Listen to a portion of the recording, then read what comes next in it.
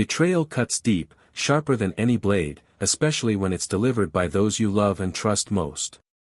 Friends, family, those are supposed to be your constants, the ones you lean on when life gets heavy. But when it's someone within that circle who turns their back on you, the sting isn't just about broken trust. It feels like a well-planned attack, as if they conspired against you all along. That's the wound I was left nursing, and it took me far too long to even start healing. If it were up to me, I'd have walked away from some of my family members ages ago. Cut them out, clean and simple. But family isn't as easy to walk away from as a friend who betrays you. There are blood ties, memories, and obligations that keep pulling you back. I'm reminded of an old saying, one I can't quite place but have often found to be painfully true: you don't choose your family, but sometimes, you wish you could.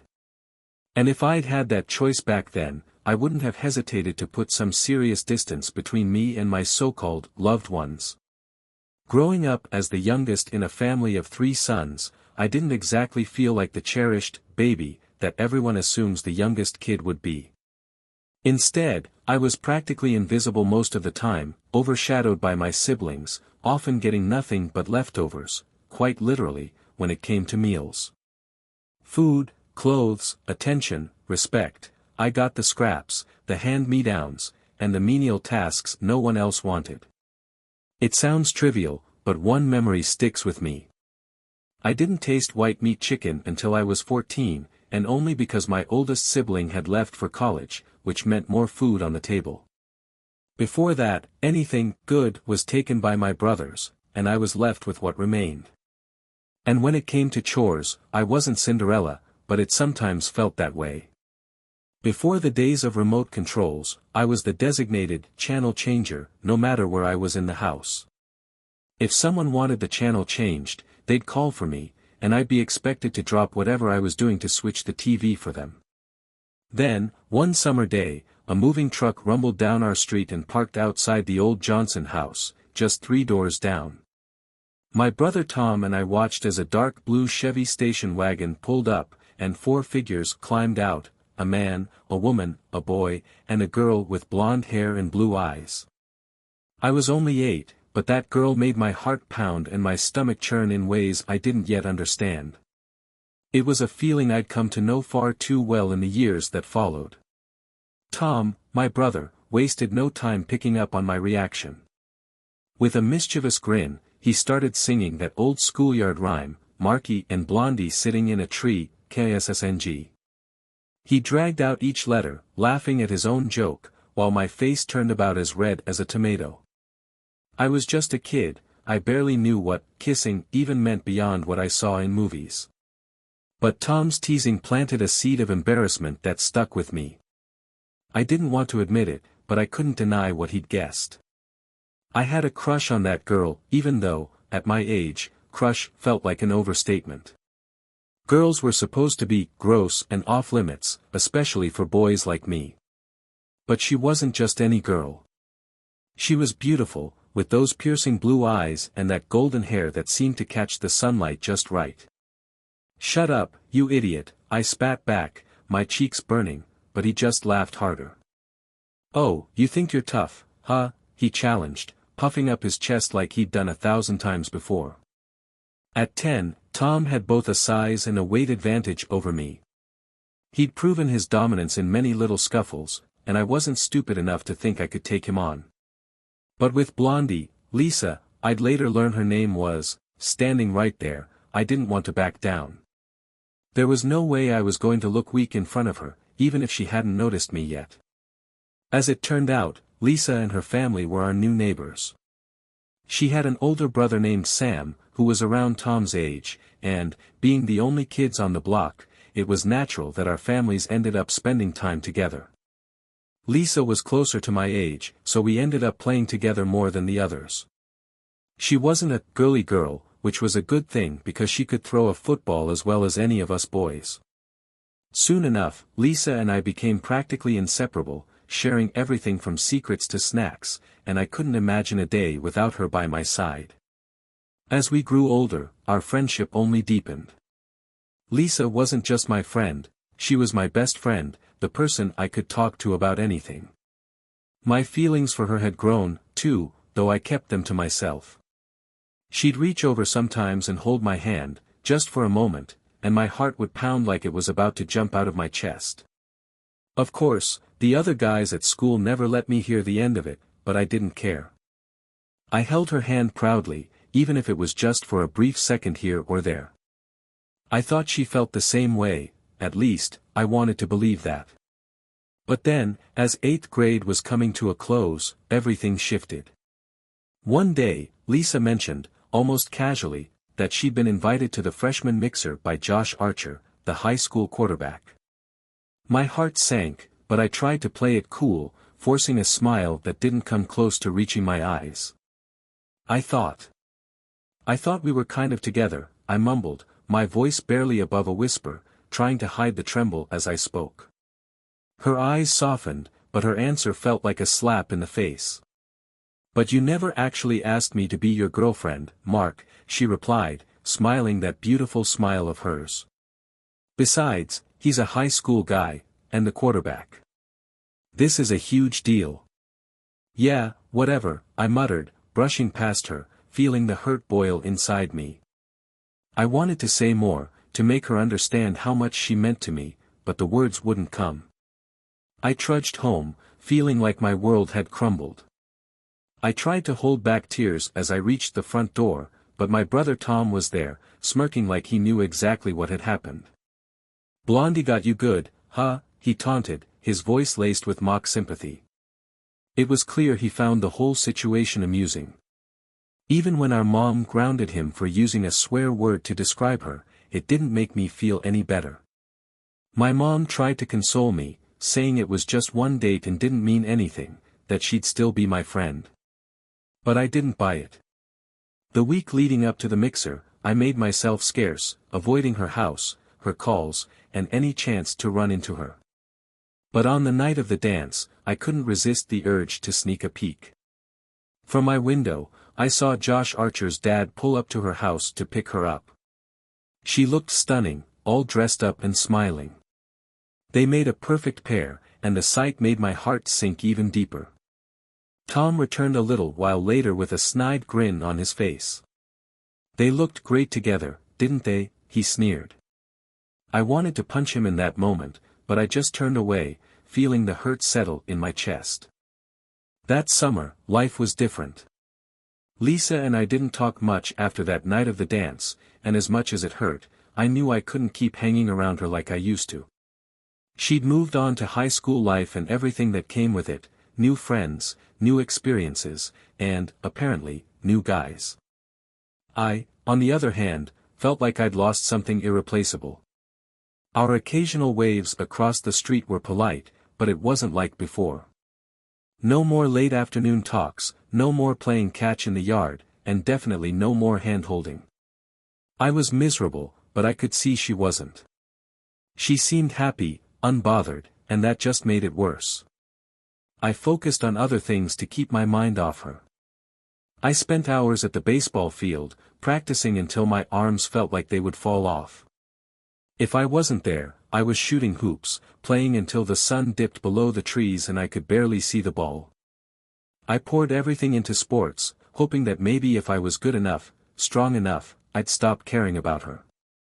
And for the most part, it worked. I had my moments where I'd catch myself thinking about her, but by then, I'd throw myself back into whatever game I was in, using the hurt as fuel. Tom, of course, didn't let me forget. Anytime he heard something about Lisa and another guy, he'd make sure to rub it in. "Guess who Blondie was out with last night?" he'd say, always grinning, knowing exactly what kind of reaction he'd get from me. It didn't matter how much I tried to shrug it off or pretend it didn't bother me, he saw right through it. I could only hope that one day he'd get a taste of what it felt like to be on the receiving end of this kind of pain. But back then, Tom was untouchable, too clever and too cruel to let anything get to him. At least I had Karen, my sister, who tried to shield me from his taunts. She'd tell Tom to back off, to leave me alone. "Look who's talking, Tom. You're not exactly a ladies' man yourself," she'd snap, but it only stopped him for a minute before he was back to his old tricks. He even had the nerve to say he might ask Lisa out himself, just to mess with me. I couldn't believe he'd actually say that, and I remember snapping, "If you go out with her, you'll regret it." But before I knew it, my dad's hand came down hard on my face, knocking the air out of me and sending a burning pain through my cheek. He turned to Tom, warning him not to mess with Lisa, but the slap left me reeling. I'd barely been able to process it. My father, the man I looked up to, the man who rarely even raised his voice, had slapped me for standing up to my brother. The whole family was now tangled up in this strange power play over a girl who'd once been my best friend. That summer changed everything. By the time freshman year rolled around, things had changed for me in ways I hadn't expected. Up until then, I'd barely been a blip on the radar for most girls. But over that summer, I hit a growth spurt, shooting up 4 inches and packing on about 25 pounds. Now, I stood at a solid 6 feet, with a more muscular build from all that time spent at the baseball field and basketball court. I didn't think much of it, but apparently, other people did. Suddenly, girls who'd never given me a second glance were striking up conversations, laughing a little too loudly at my jokes, and finding reasons to sit near me in class. It was a shock, to say the least, and, honestly, I was thrown off at first. The attention felt strange, like it wasn't meant for me, but I couldn't deny that I enjoyed it. My confidence grew a little each day, and soon enough, I started going out with a few different girls. There was one in particular who caught my eye, a petite, lively redhead named Julie with the brightest green eyes I'd ever seen. She had this infectious energy and a laugh that could light up a room. It didn't take long for her to become my first real girlfriend, and let's just say things progressed quickly. She was on the freshman cheerleading squad, and we became somewhat of a couple around school. Every now and then, I'd spot Lisa in the hallway, and she'd give me this strange look, a mix of surprise and something I couldn't quite place, but I brushed it off. After all, she'd moved on long before I did. With Julie, things were light and easy. She wasn't complicated, she didn't have hidden layers or old memories that made everything feel heavier. And to be honest, that was exactly what I needed. My relationship with Lisa had been too raw, too personal, and the hurt too fresh. Julie was my way out, my distraction, my first real taste of life without Lisa. We spent most of our time together, and I finally started to feel like maybe I was moving on. The Christmas dance that year felt like a turning point. Julie looked stunning, her bright red hair catching the lights in the gym, her smile wide and real. She was all mine, and for the first time, I didn't feel a pang of regret about Lisa. That night, I realized that maybe, just maybe, I could be happy without her. Julie made me feel good about myself, and she never reminded me of what I'd lost. But life has a way of stirring up old feelings when you least expect it. Just 2 days after the Christmas dance, my mom knocked on my door and announced, "You have a visitor, Mark." When I looked up, there she was, Lisa, standing in my doorway, looking almost as nervous as I felt. As my heart thudded in my chest, she walked in and sat down, and for the first time since that summer, I could see that same girl I'd been so close to. But I also knew things would never be as simple as they once were. Lisa sat down on the edge of my bed, her gaze shifting nervously around the room. I closed my book, trying to act casual, but my pulse was racing. I hadn't been alone with her in months, and here she was, sitting across from me like no time had passed, as if the dance, the heartache, and the months of silence hadn't happened. After a moment, she looked straight at me, her expression softer, more vulnerable than I'd ever seen. "Mark, I made a mistake last year," she started, her voice barely above a whisper. "Going out with Josh. That wasn't fair to you. I should have told you how I felt, but I was too scared. I wanted to fit in, to feel like I mattered." Her words hung in the air, each one tugging at old wounds I thought I'd patched over. I wanted to tell her that what she'd done hurt me more than she could understand, that it had taken me months to even look at her without feeling betrayed. But instead, I sat there, silent, letting her speak, needing to hear what she'd come to say. "I've been out with other guys, Mark," she continued, looking down at her hands, her fingers twisting together. "But, it's not the same. You were always there for me, and I took that for granted. I don't want anyone else, I want us to be together." There was a vulnerability in her voice that tugged at something deep inside me. Part of me wanted to jump up, take her in my arms, and let all the hurt and resentment melt away. But another part, a wary, bruised part, held me back. I knew I needed to protect myself, to set boundaries, so I took a steadying breath before I replied. "If we're going to be together, Lisa, there can't be any more guessing games. No what-ifs, no maybes. If you're my girlfriend, then that's it. I don't want to hear about any other guys, and I don't want to see you running off with someone else just because they're popular or exciting. You have to mean it." She nodded quickly, her blue eyes bright with something close to relief. "I understand, Mark. I really do. I promise it'll be just us. No one else." But there was one last thing I had to handle before anything could move forward. I thought of Julie, the sweet, cheerful girl who'd been my companion and distraction when I needed it most. She deserved better than to be left in the dark, so I told Lisa I needed to speak to Julie before we could really be together. Lisa nodded, her expression softening. "I get it, Mark. And I know it's my fault you're even in this position. I wish I'd realized sooner." There was a sadness in her eyes that made me think she understood how much damage she'd done. Breaking up with Julie was tough, but she handled it gracefully. Though I could tell she was hurt, she seemed to understand that I had unresolved feelings for Lisa. And so, just like that, Lisa and I were officially together. This time, with no secrets, no unspoken questions, and no Josh Archers in the way. For a while, things were good. Really good, in fact. Lisa and I picked up right where we'd left off, only now we were a real couple, sharing everything from whispered conversations to shy kisses. It felt like a new beginning, a chance to start fresh. I couldn't believe how lucky I was to have her back, and I told myself that this time, I'd do whatever it took to keep her close. But as we grew older, I'd come to find that even the strongest bonds don't always last. And sometimes, the cracks that once seemed small can splinter everything apart. Our relationship felt like a dream come true, but being young and in love has its own challenges, especially when families get involved. Lisa and I were inseparable all through high school, and by our senior year, we'd already started making plans for college together.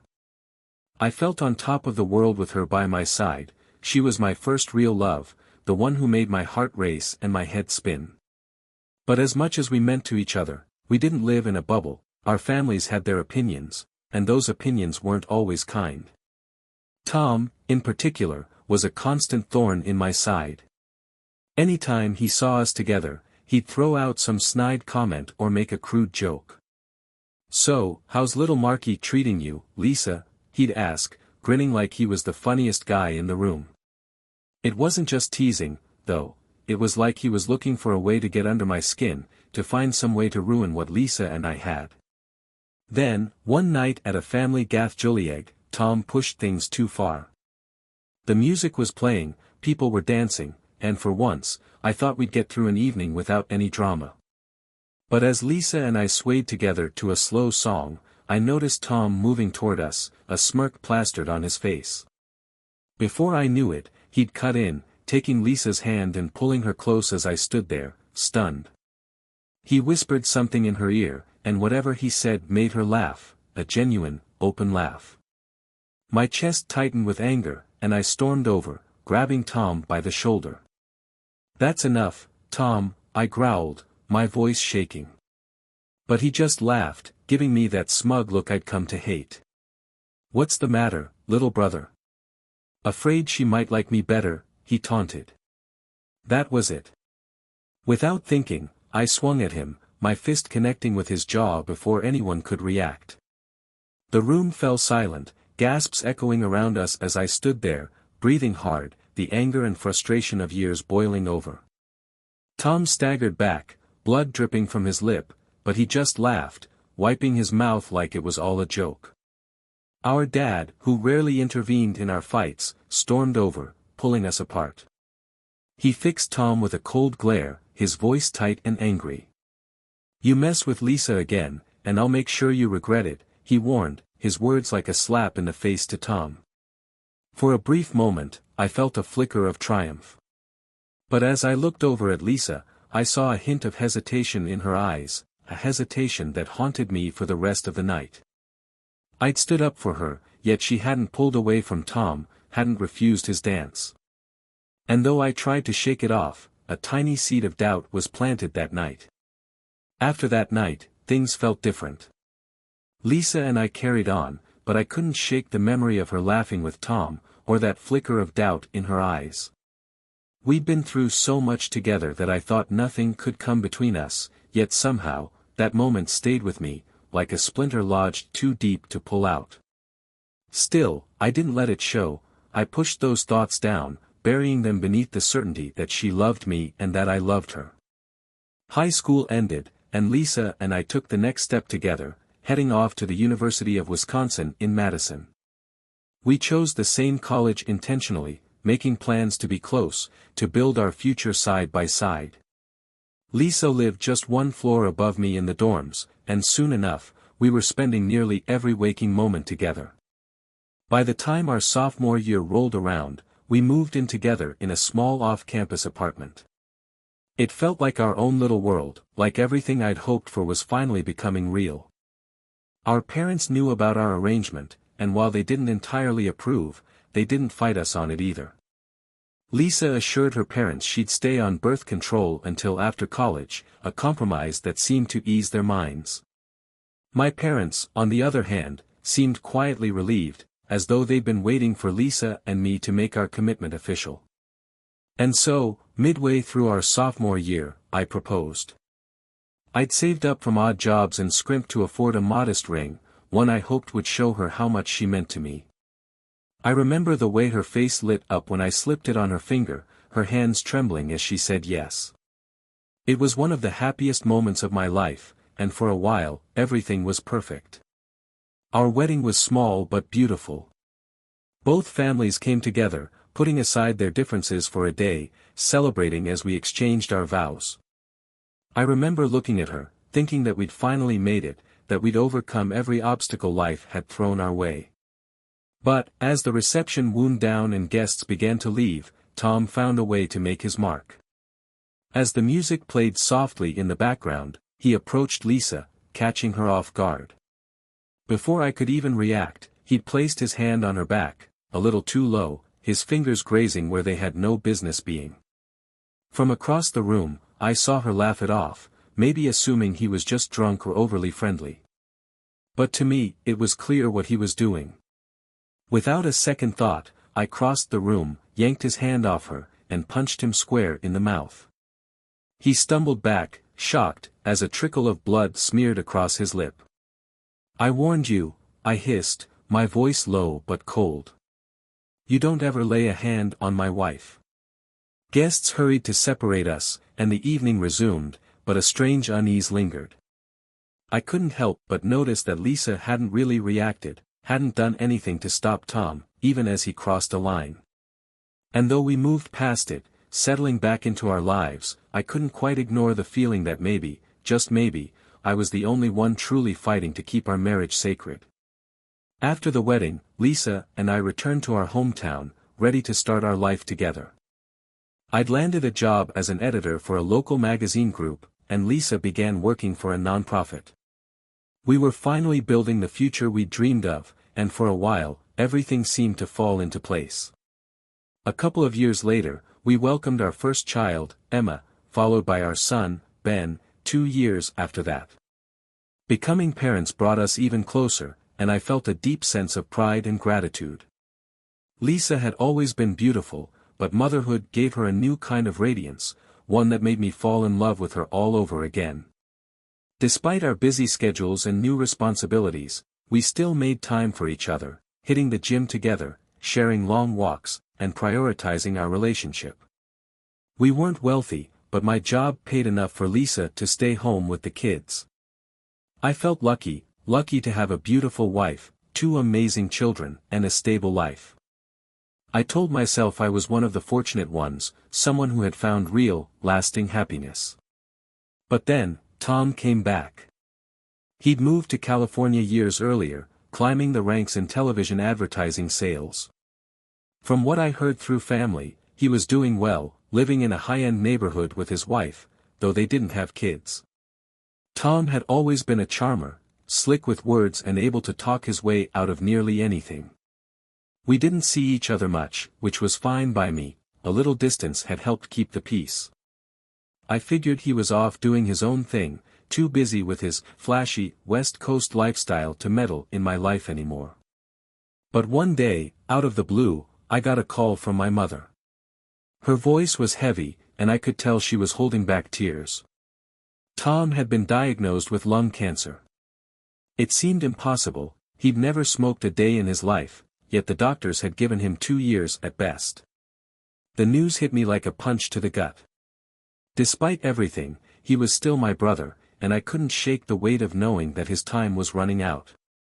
Soon, Tom's life began to unravel. His marriage crumbled as quickly as his health, with his wife leaving him, unbending to stick around through his illness. He'd lost his flashy house in the divorce and was now living in a modest apartment, facing his illness alone.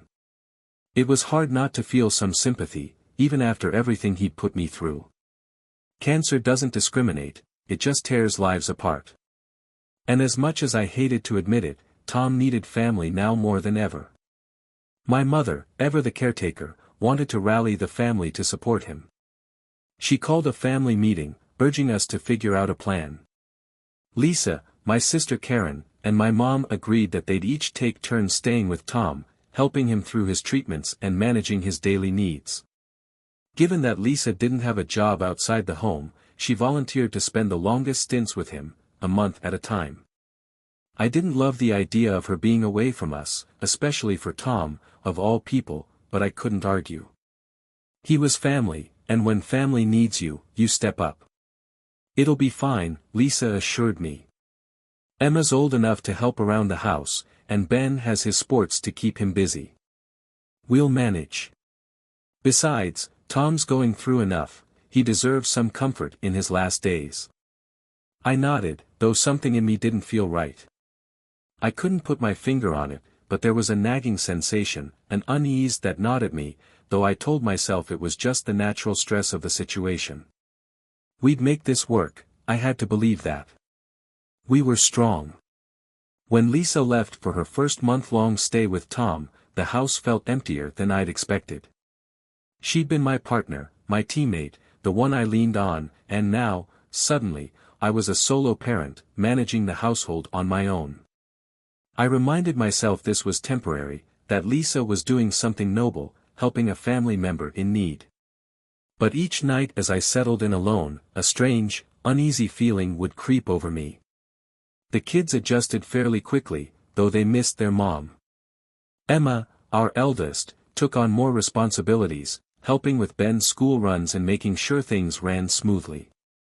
Lisa called us almost every other day, sharing little updates about Tom's health. She told us he was still able to get around but that he was more tired than usual. I could hear the weight in her voice, as if the reality of his illness was wearing her down. The calls were short, and while they were a comfort, I couldn't help but feel like something was off. When her month with Tom ended, the kids and I went to the airport to pick her up. She looked tired, more than just the exhaustion of travel. I chalked it up to the stress of caring for someone with a terminal illness.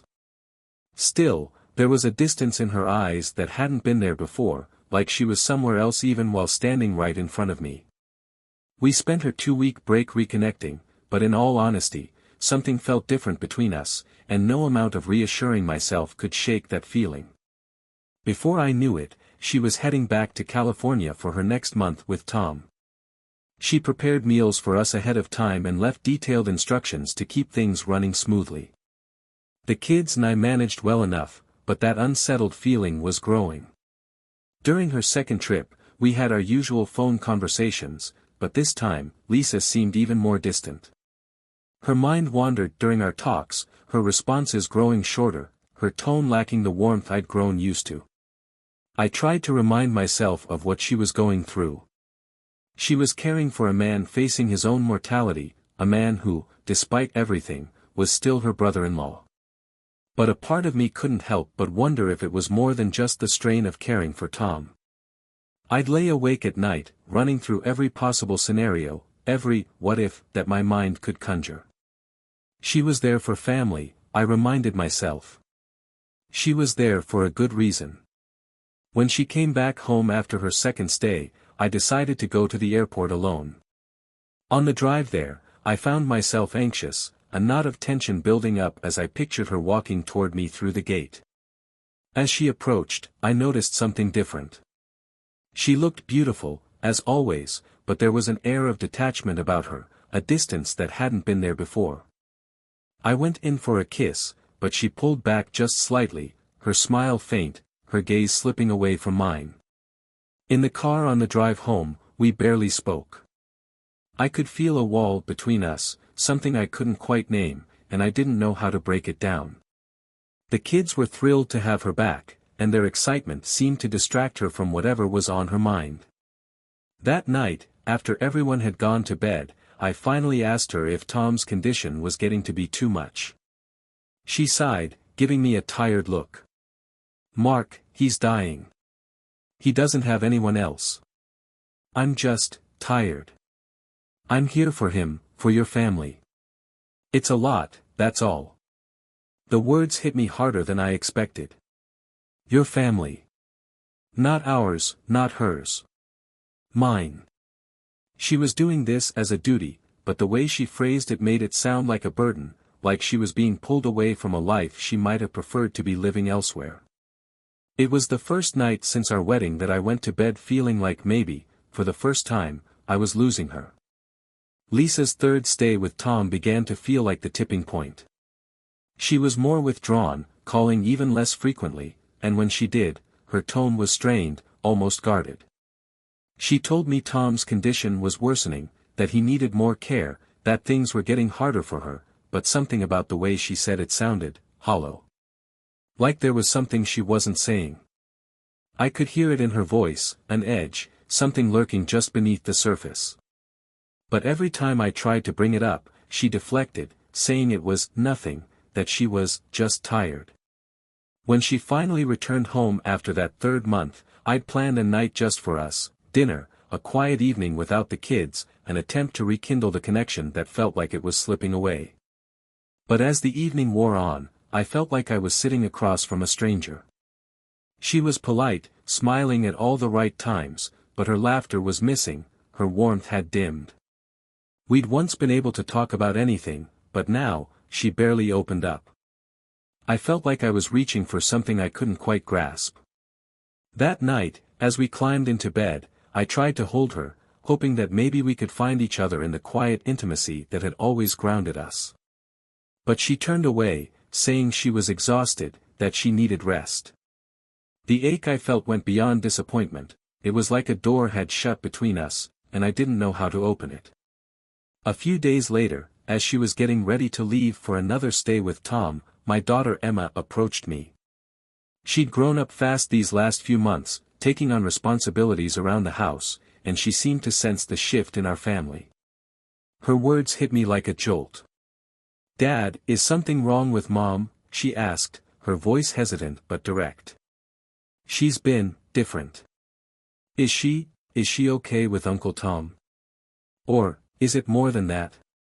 The question was both shocking and unsettling. Emma was sharp, and it was clear she'd picked up on the same changes that had haunted me for months. She hesitated, then added, "Sometimes it feels like she's not really here with us, like her mind is somewhere else. And I've noticed the way she talks about Uncle Tom. It's almost like, I don't know. She's always talking to him on the phone when she's home, like she's checking in constantly." Hearing it from her made my fears feel more real, dragging my doubts into the open. I didn't know what to say, so I told her it was probably just the stress of everything with Tom, that her mom was struggling to keep up with the demands of caring for him. Emma's gaze stayed steady on me, her expression unreadable, but I could see the worry in her eyes. As Lisa prepared to leave once more, I felt a surge of frustration. I wanted to tell her not to go, to just stay home where she belonged, with her family. But the words felt selfish, tangled in guilt and fear that maybe, somehow, I was pushing her away. Instead, I simply reminded her to take care of herself, to remember that we needed her too, here at home. She looked at me with a faint smile, but her eyes held a kind of detachment I couldn't ignore. I'm doing this for you, Mark. For your family. Tom's all alone out there. It's just something I have to do. As she walked through the airport gate, a hollow feeling settled in my chest. I watched her disappear down the terminal, feeling like I was losing her bit by bit, month by month, with each trip she took. I wanted to believe this was just a phase, that once Tom's illness passed, everything would go back to the way it was. But a voice in the back of my mind warned me that maybe, just maybe, things had already gone too far.